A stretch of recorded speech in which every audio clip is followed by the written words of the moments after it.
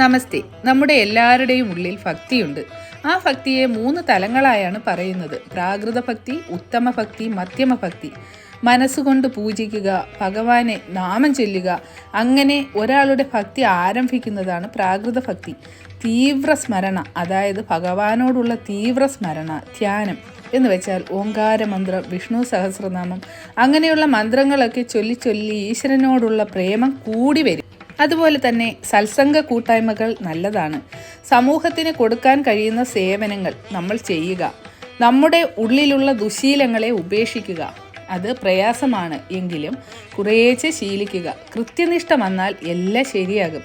അത് ജീവിതത്തിൽ അത്യാവശ്യമായ കാര്യമാണ്. ഇനി മനസ്സിൻ്റെ അസ്വസ്ഥതകൾ മാറ്റാൻ നിരന്തരം നാമം ജപിക്കുക.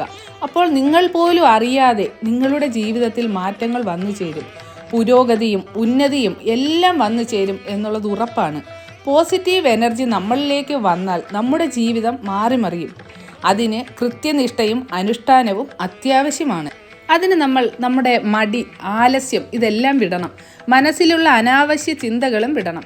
എല്ലാറ്റിനും ഒരു വഴി ഒരു ദിവസം ഉണ്ടാകും, അത് ഉറപ്പാണ്. നമ്മൾ എങ്ങനെയാണോ മനസ്സിനെ രൂപപ്പെടുത്തുന്നത് അത് അങ്ങനെയായി തീരും. ഇന്നത്തെ മനസ്സാണ് നാളത്തെ ജീവിതത്തിൻ്റെ വിജയവും ഉയർച്ചയും എല്ലാം. നാളെ നല്ലൊരു വിളവ് കിട്ടണമെങ്കിൽ ഇന്ന് അതിന് വളവും വെള്ളവും എല്ലാം കൊടുക്കണം.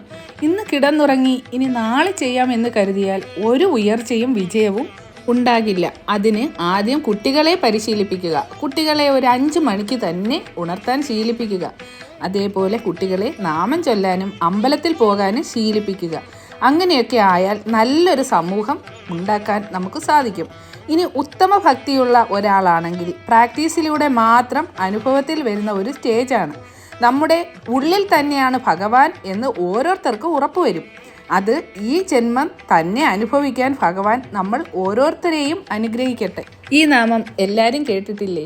പടിയാറും കടന്നവിടെ ചെല്ലുമ്പോൾ ശിവനെ കാണാകും ശിവശംഭോ ശംഭോ. അപ്പോൾ ഒരു പടിയിൽ നിന്നും അടുത്ത പടിയിലേക്ക് കയറിപ്പോയാൽ ശിവനെ കാണും എന്നുള്ളത് ഉറപ്പാണ്. എല്ലാവരെയും ഭഗവാൻ അനുഗ്രഹിക്കട്ടെ.